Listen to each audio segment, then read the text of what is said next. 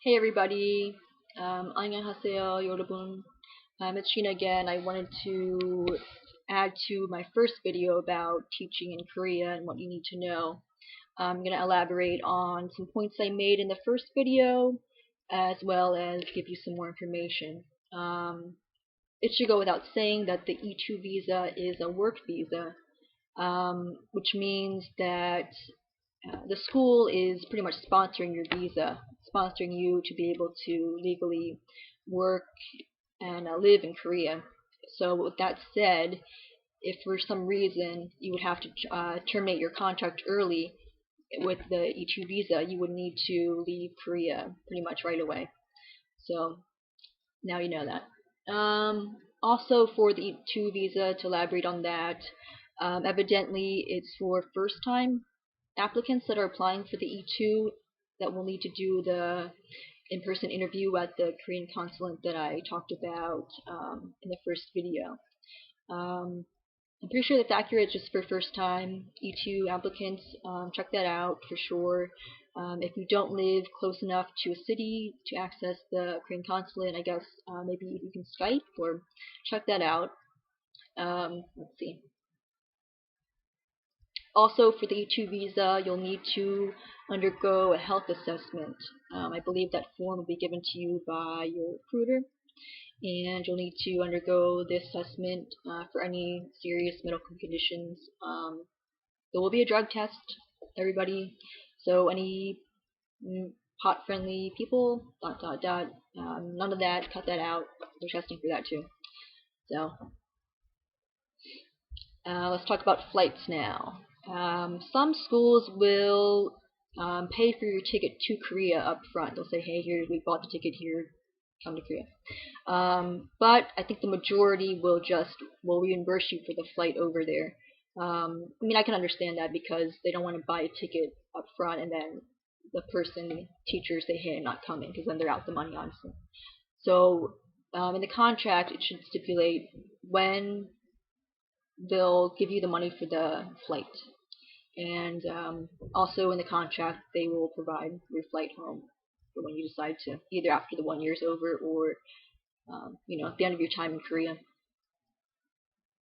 Also, talking a little bit about money with flights and when you first get to Korea, I would say probably safe to have about $500 US, give or take. I mean, maybe a little bit more, but depending on how good you are at budgeting and if you're good at, being a little thrifty, depends on your spending habits. Some schools will actually give you some settlement money, about 200 to 300,000 won, $300 US equivalent. But not all schools. Some schools will give you that settlement money, others won't. Okay, let's talk about the contract. Obviously, you do your due diligence and read over the contract thoroughly. The contract really is not, I guess, would not really be legally binding per se. First thing, make sure your work hours are clearly delineated. Are you going to be working in public schools, say from maybe 8 to 5? Hagwons, a lot of the time, private schools will be after school hours, more like a 2 to 9 p.m. thing for hagwons usually. So make sure those hours are clearly delineated. And then if there's going to be any overtime, what are the terms of them expecting you to teach overtime hours, and what is the extra pay for overtime hours. Also, before I forget too, some schools, specifically hagwons, private schools, will have what's called an intensive period. So you'll probably work a block in the morning, maybe like 9 to like 12:30, and then you'll have lunch, and then it'll be pick up again after lunch to maybe 5:36, something like that. Called an intensive, one during the summer and then one during the winter. So also make sure that's stipulated and what you'll be paid bonus-wise for that overtime. Let's see what else. This also should go without saying. Check out your salary. Does the salary that's printed on the contract match up with what your recruiter plus school, the director of the school, has told you the salary? Is your salary delineated as 2.1, 2.2, etc., etc.? Also, you may know already about the national pension, just in case. You will contribute half, and the school will contribute half, or they should legally. It's probably about 200,000 won that you'll put in per month, and then your employer is supposed to match that. And after you're done teaching, you'll get that money back. So it's pretty cool. Also, check out the policy for what's the policy on sick days.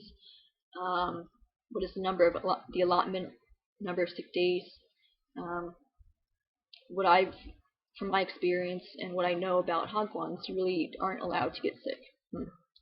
Maybe 2 or 3 days sick time, and I think if you um, have to use more, maybe they would say abuse sick days, they'll dock your pay. Yeah.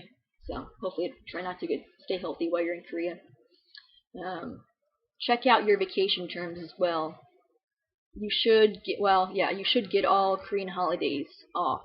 That goes for both public and private schools. You should have Korean holidays off. If you're working at a public school, you'll tend to have more vacation days. Hagwons, you won't have as many vacation days. The norm is about 10 if you're working at a hagwon. Typically 5 days off in the winter, and then 5 days off in the summer. So it's not a whole lot of vacation time, but know that you will have the Korean holidays off. Also to note, while I remember as well,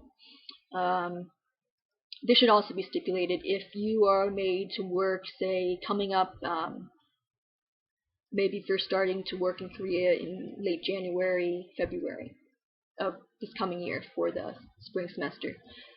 For example, your school may say, hey, you're going to have a 3-4 day weekend over Lunar New Year.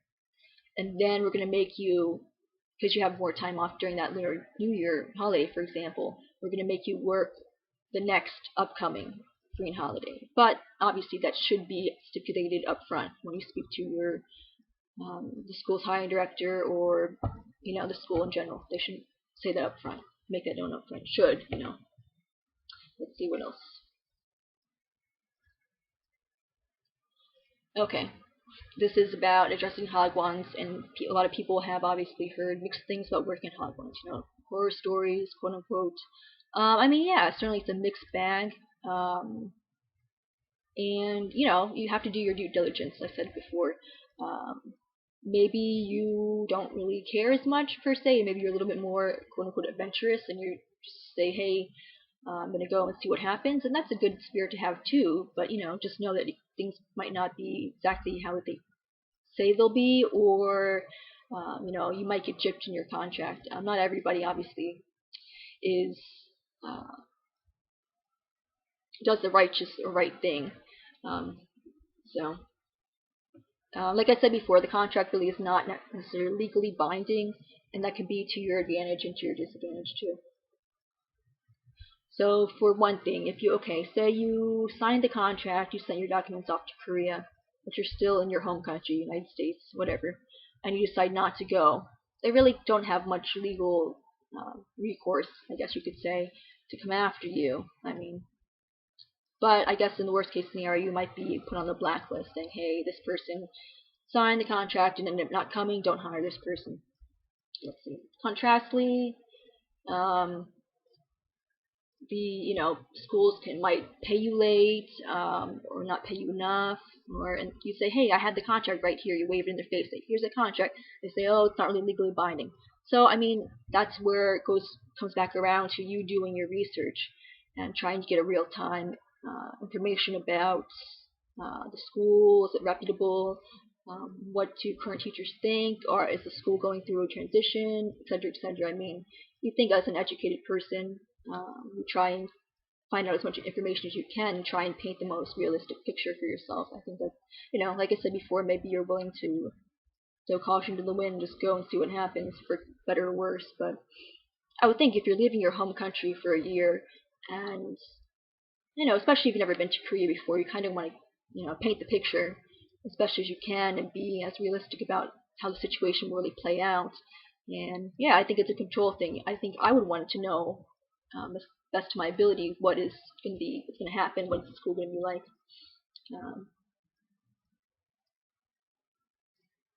Also still talking about the contract. I guess both for public and private schools. The contracts should also stipulate what will happen. Hey, what's going to happen if, in fact, you do, for whatever reason, have to terminate early. That should also be clearly delineated in the contract. For example, the contract would say, hey, for whatever reason, if you decide to terminate early, we need 2 months notice. 2 months notice. And you have to train the incoming teacher before you leave, or we're not going to pay for your flight back. So those things could be very, you could expect those things to happen if you do decide to terminate your contract early. Also, segue into your severance pay. If you successfully complete your 1-year contract, at the end of that time, you will get severance pay. It's equal to 1 month's salary, so that's pretty cool. And like I said, if for whatever reason you happen to terminate your contract early, then you would not be entitled to that severance pay. Okay. Let's talk about, also, stated in the contract, let's talk about housing now. Typically, housing will be provided. That's pretty awesome, because I know here in the United States, other countries, you have to worry about the rent and everything that's a pain every month. But in Korea, housing is included. Typically, teachers will stay in housing provided by the school, which will be, studio apartment, or what's called an office tel. Office tel could be a multi-story building that also has, businesses, convenience stores such as that, and you live in one of the floors in the office tel. I would say they're typically a little bit nicer and newer, a little bit bigger than just a regular studio apartment. Obviously, don't come into the situation thinking it's going to be like a luxurious apartment. I mean, depending on what you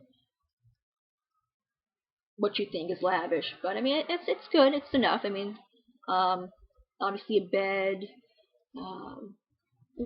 Sorry, camera went up. The bed. You should have utensils. Some schools will provide bedding, but yeah, you probably want to get your own. Microwave. Maybe some. Yeah, office tel. Don't expect an oven. That really isn't a thing, especially in Korea, for whatever reason. There should be a washer, obviously. Also, don't expect a typical dryer machine in Korea. Just not. I don't know. They just tend to kind of line dry their clothes. So yeah, it'll be usually provided housing, apartment style, studio apartment, or office tel style, and it's pretty common that they will deduct, I'm just throwing this out here as a ballpark number, don't quote me on this, about $50, give or take, for utilities, gas, electric, internet possibly. That might even include cell phone.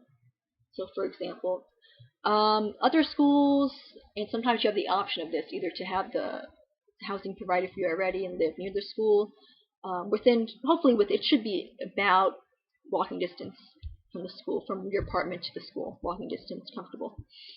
Or some schools will say, hey, this is only housing allowance money we're going to give you, or you have the option to either take the housing that's provided by the school, or take the money and find your own housing. But I mean, it depends on what you want to do with that. I mean, it could be a little hairier to have to worry about finding your housing once you are in Korea, because then you have to also put down a deposit money, and that can be pretty expensive. Also, it depends on what kind of housing you want if you decide that you're going to get your own housing. But I mean, I'm throwing this number out there. I would say maybe about $700 a month for housing. 700,000 won a month, and that's pretty good considering. So that's a bit about apartments and housing, what to expect there. But yeah, that's one of the good things about working in Korea, is that you don't have to worry about rent per se. All right, and talking about hagwons again. Also, I'm not officially quote-unquote endorsing any hagwon that I talk about here following. I'm not saying that all of them are good or bad. I mean, the ones I'm going to talk about per se have multiple branches all over Korea and how they operate, how each franchise or how each branch operates.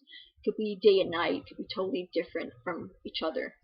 Um, but some of the popular hagwons are Poly, Poly. It's a large chain, hagwon chain. My general impression, and again, this is what I know from other people and my general impression. Don't take this as for every poly hagwon. Is that it's good, they're reputable, it's established. The kids tend to be pretty advanced.